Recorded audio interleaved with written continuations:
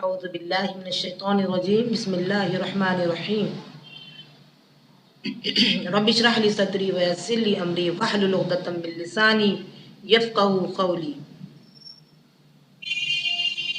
سورہ اعراف سورت نمبر 7 کی آیت نمبر 1 سے 93 تک کا خلاصہ پیش خدمت ہے۔ محترم خواتین، السلام علیکم ورحمۃ اللہ وبرکاتہ۔ سورہ اعراف مکی صورت ہے، اس کے اندر کل 206 آیتیں ہیں۔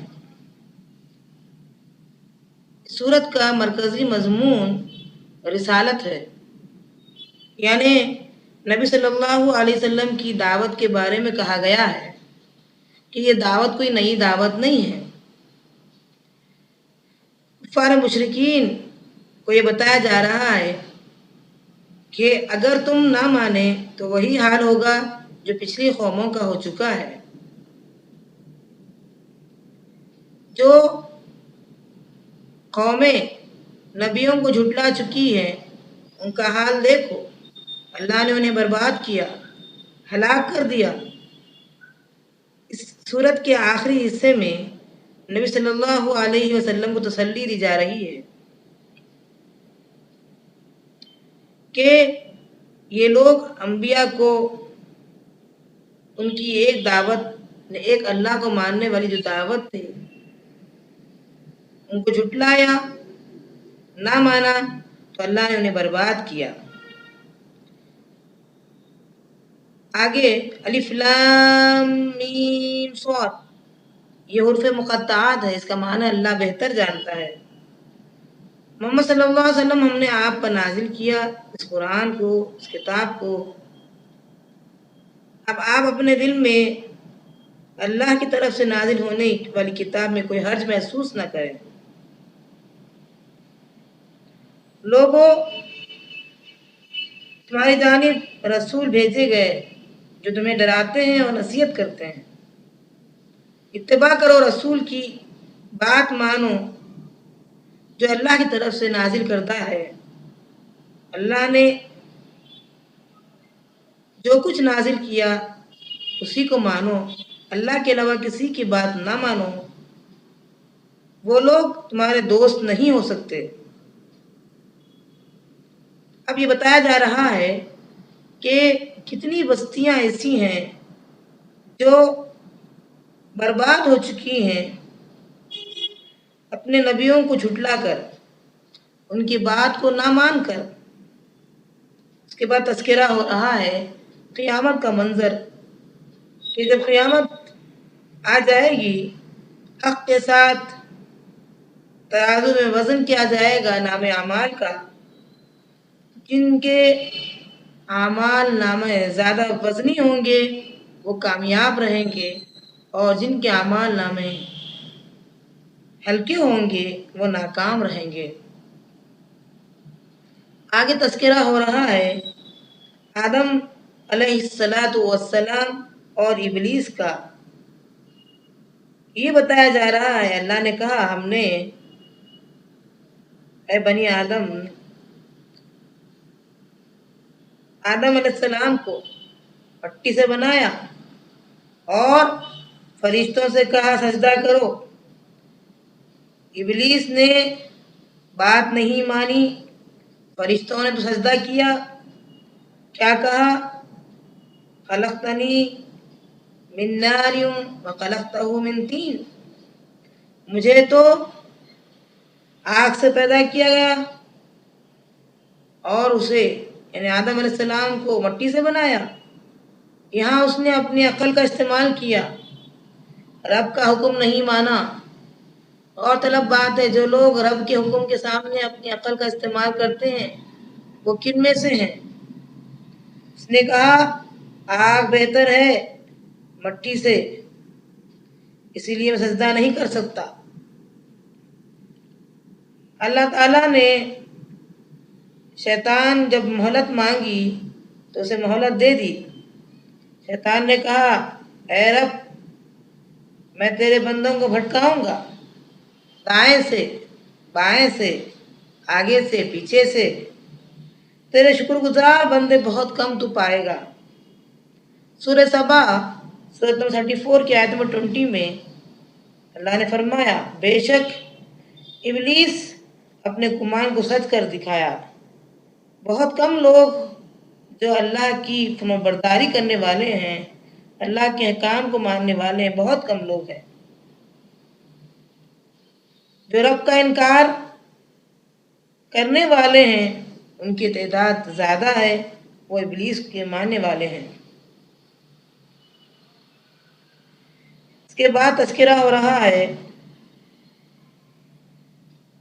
کہ اللہ نے آدم علیہ السلام اور حوا علیہ السلام کو جنت کے اندر درخت کے پتے کھانے سے منع کیا۔ شیطان نے دونوں کو برابر بھٹکایا، قسم کھا کے کہا میں تم دونوں کا خیر خواہ ہوں۔ دیکھیے اکثر نیک لوگ کے سامنے جب کوئی قسم کھا کر بات کہتا ہے تو یہ بیچارے بھولے بھالے لوگ بات کو مان لیتے، قسم کو مان لیتے۔ اسی طرح آدم علیہ السلام بھی پتے کھا لیے، حوا علیہ السلام نے بھی کھا لیے۔ اب ان کے لباس کھل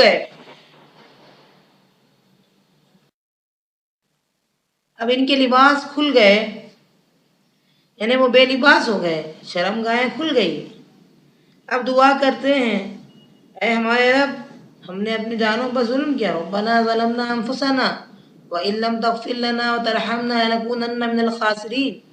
اگر آپ معاف نہ فرمائیں، ہمارے گناہوں کو کور نہ کریں تو ہم نقصان اٹھانے والوں میں سے ہو جائیں گے۔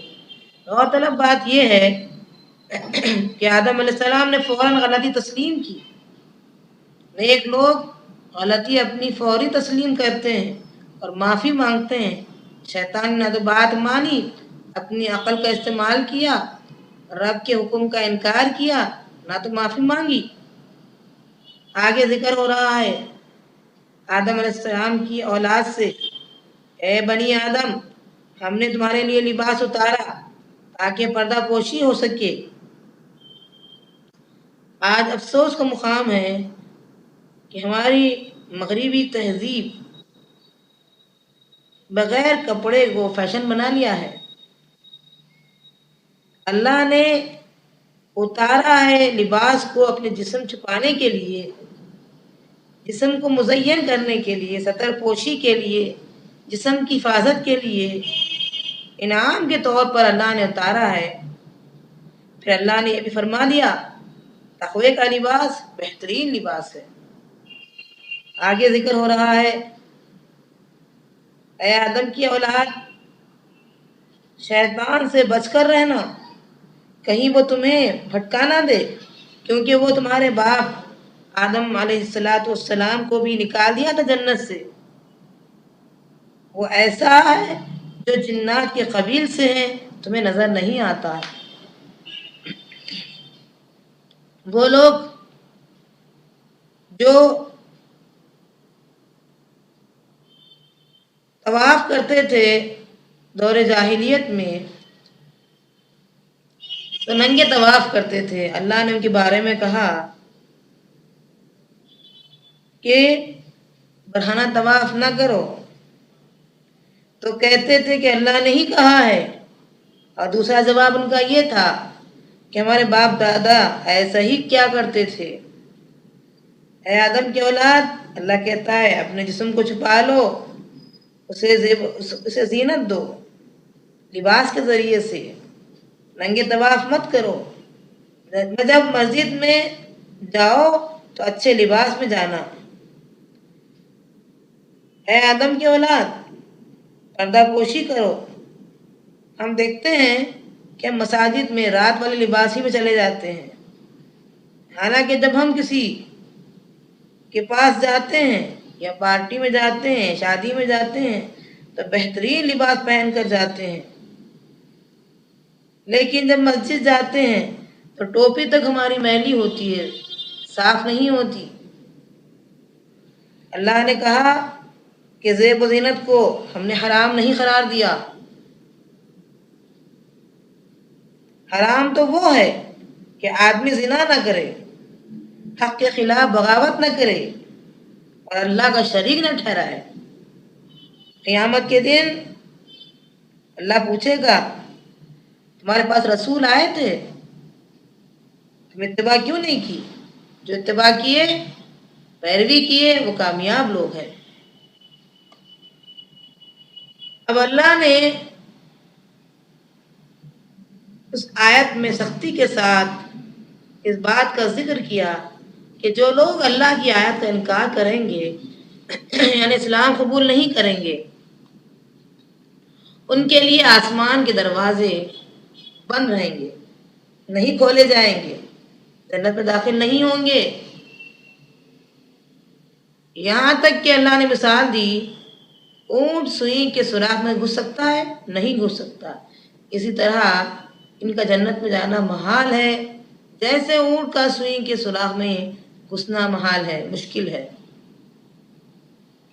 آگے ذکر آ رہا ہے نیک لوگ اللہ کی تعریف کرتے ہیں اور کہتے ہیں اللہ ہمیں اپنے پاس سے ہدایت فرما۔ قیامت کے دن کہا جائے گا ان لوگوں سے جاؤ جنت میں داخل ہو جاؤ کیونکہ تم نے نیک اعمال کیے۔ پھر ایک مزید وضاحت ہے کہ کوئی بھی شخص اپنے اعمال کے بلبوتے جنت میں جا نہیں سکتا جب تک کہ اللہ کی رحمت شامل حال نہ ہو۔ نبی صلی اللہ علیہ وسلم سے متعلق اس بات کے تعلق سے پوچھا گیا تو آپ نے وہی جواب دیا۔ یہ پوچھا گیا تھا کیا آپ بھی اللہ کی رحمت کے بغیر نہیں جائیں گے؟ نہیں جا سکتے؟ یہی جواب دیا گیا، نبی نے یہی جواب دیا صلی اللہ علیہ وسلم، ہاں میں بھی اللہ کی رحمت کے بغیر اپنے اعمال کے بلبوتے جنت میں داخل نہیں ہو سکتا۔ جب تک اعمال نہیں ہوں گے رحمت شامل حال کیسے رہے گی؟ اس لیے اعمال خوب کیے جائیں تاکہ اللہ کی رحمت کو شامل کر سکے۔ آگے ذکر ہو رہا ہے جنتی لوگ کہیں گے جہنمی لوگوں سے ہم نے تو اپنے رب کے وعدے کو پا لیا ہے، کیا تم بھی اپنے رب کے وعدے کو پورا پایا؟ اس کے بعد بیچ میں ان لوگوں کا ذکر ہو رہا ہے جو کچھ ایسے ہوں گے جو نہ تو جنت میں جائیں گے اور نہ ہی جہنم میں، بلکہ وہ آراف ہوں گے یعنی اونچے ٹیلے پر ہوں گے، ان کا بھی حساب نہیں ہوگا، بیچ میں رہیں گے۔ اس کے بعد ذکر ہو رہا ہے کہ یہ جنتی لوگ سے جہنمی لوگ کہیں گے ہمیں کچھ پانی پلا دینا، لیکن وہاں پانی ملنے والا نہیں ہے، اللہ نے ان پر پانی حرام کر دیا، جنت کا پانی حرام ہے۔ اس کے بعد ذکر ہو رہا ہے تمہارا رب وہ ہے جو زمین و آسمان کو پیدا کیا، رب ہی سے مانگو، دنیا تو ایک کھیل تماشا ہے، اللہ سے گڑ گڑا کر مانگو، رب کی رحمت بہت قریب ہے۔ اس کے بعد یہ ذکر ہو رہا ہے اللہ ہوائیں بھیجتا ہے، بارش نازل فرماتا ہے، زندہ زمین جو مردہ ہو چکی تھی بغیر بارش کی وجہ سے مردہ زمین زندہ ہو گئی، اسی طریقے سے تم بھی جب مردہ ہو جاؤ گے تو اللہ کے اذن سے زندہ بھی ہو جاؤ گے۔ کئی بستیاں ایسی ہیں جن کو ہم نے سیراب کیا، کتنے لوگ ہیں جو جب شرک پر ہوتے ہیں تو انہیں یہ باتیں سمجھ میں نہیں آتی۔ نوح علیہ السلام کا تذکرہ ہو رہا ہے کہ نوح علیہ السلام نے اپنی قوم سے کہا ایک اللہ کو مانو، انہوں نے اپنے 5 بزرگ لوگوں کو ماننا شروع کیا۔ سورہ نوح سورۃ نمبر 71 آیت نمبر 23 میں کہا کہ اپنے بتوں کو مت چھوڑو، ان کے نام ہے سواع، ود، یعوق، یعوث، نصر، ان کو پوچھو انہی سے مانگو۔ اسی طریقے سے قوم عاد جو ہود علیہ السلام کی قوم تھی، انہوں نے کہا ہم اپنے باپ دادا کو نہیں چھوڑتے، یعنی آبا پرستی ہم نہیں چھوڑیں گے۔ اس کے بارے میں سورہ حاقہ سورۃ نمبر 69 کی آیت نمبر 6 اور 7 میں یہ بتایا گیا کہ وہ ایک اللہ کو چھوڑ کر دوسروں کی پرستش کیے، ان پر اللہ نے تیز ہوائیں داخل فرمائے، تیز ہوائیں بھیجی، 7 رات 8 دن مسلسل ہوائیں چلتی رہی، اس طرح اللہ نے ان کو برباد کیا۔ کفار مکہ سے کہا جا رہا ہے کہ برائی برائی ہوتی ہے، اگر تم بھی برائی کرو تو وہی انجام ہوگا، برائی نیکی نہیں ہو سکتی۔ اسی طریقے سے قوم سمود کے بارے میں آتا ہے، احقاف جو حجاز اور یمن کے درمیان کا علاقہ ہے، یہاں پر صالح علیہ السلام کو بھیجا گیا سمود کی طرف کہ شام اور حجاز کے درمیان کا جو علاقہ ہے اس میں 9 ہجری کو نبی صلی اللہ علیہ وسلم نے کا گزر ہوا تھا، وہاں سے آپ نے لوگوں سے کہا وہاں بچ کر گزرو، روتے ہوئے گزرو، کیونکہ انہوں نے اللہ کی نافرمانی کی اور اللہ کا عذاب ان پر نازل ہوا ہے۔ یہ لوگ ہتھوڑی اور چھنی سے پہاڑ کو تراشتے اور پہاڑ کو اپنا گھر بنا لیتے تھے۔ اللہ نے انہیں نشانی کے طور پر اونٹنی دی اور حکم دیا دیکھ بھال کرنا، لیکن انہوں نے اونٹنی کے پیر کاٹ دیے۔ 3 دن کے انتظار کے لیے کہا گیا، چیخ آئی اور اللہ نے انہیں ہلاک کر دیا اس چیخ سے۔ قوم لوط کا ذکر آ رہا ہے۔ لوط علیہ السلام کی جو قوم تھی ان کا علاقہ سدوم کا علاقہ تھا، یہ اردن اور بیت المقدس کے درمیانی علاقہ تھا۔ یہ پہلی قوم تھی جو عورتوں کو چھوڑ کر مردوں سے اپنی خواہش پوری کرتی تھی اور مردوں کا پچھلا حصہ استعمال کرتی تھی، جو کہ اللہ نے حرام قرار دیا۔ اور اللہ نے یہ بھی فرمایا، نبی صلی اللہ علیہ وسلم کی حدیث ہے، ابو داؤد کتاب نمبر 37 باب نمبر 28 حدیث نمبر 4462، جو کوئی لوتی کام کرانے والے ہیں دونوں کو قتل کر دیں، یعنی عورت کا جو پچھلا حصہ استعمال کرتے ہیں یا مردوں سے مرد اپنی خواہش پوری کرتے ہیں۔ اس طریقے سے ابو داؤد کی ایک اور حدیث ہے، کتاب نمبر 12 باب نمبر 44 حدیث نمبر 2162، وہ لوگ ملعون ہیں جو اپنی بیوی کا پچھلا حصہ استعمال کرتے ہیں۔ برائی برائی رہے گی، آج ہمارے اندر پائی جاتی ہے اگر یہ برائی تو یہ نیکی نہیں بن سکتی۔ لوط کی قوم پر اللہ نے عذاب نازل فرمایا، پتھر کی بارش ہوئی، سب کو ہلاک کر دیا۔ اس کے بعد ذکر آ رہا ہے شعیب علیہ السلام کا، نابتوں میں ان کی قوم ڈنڈی مارتی تھی۔ بڑے افسوس کی بات ہے کہ آج ہمارے اندر بھی یہ برائی پائی جاتی ہے تو وہی عذاب سے دوچار ہوں گے جو شعیب علیہ السلام کی قوم دوچار ہوئی۔ ناپتوں میں کمی کی وجہ سے اللہ نے انہیں عذاب میں پکڑ لیا، چیخ آئی اور وہ ہلاک ہو گئے، برباد ہو گئے۔ مالداروں نے کہا تھا شعیب علیہ السلام سے، اے شعیب تم ہماری بات مان لینا ورنہ ہم بستی سے نکال دیں گے۔ شعیب علیہ السلام نے رب سے دعا مانگی، اللہ نے ان کے اس عمل کی وجہ سے ہلاک کیا۔ اللہ اس قوم کو برباد کیوں نہ کرے جن میں یہ برائیاں پائی جاتی ہو۔ دعا کریں اللہ تعالی ہم تمام کو گندگیوں سے برائیوں سے دور فرما اور ہمیں نیک صالحین میں شامل فرما۔ السلام علیکم ورحمۃ اللہ وبرکاتہ۔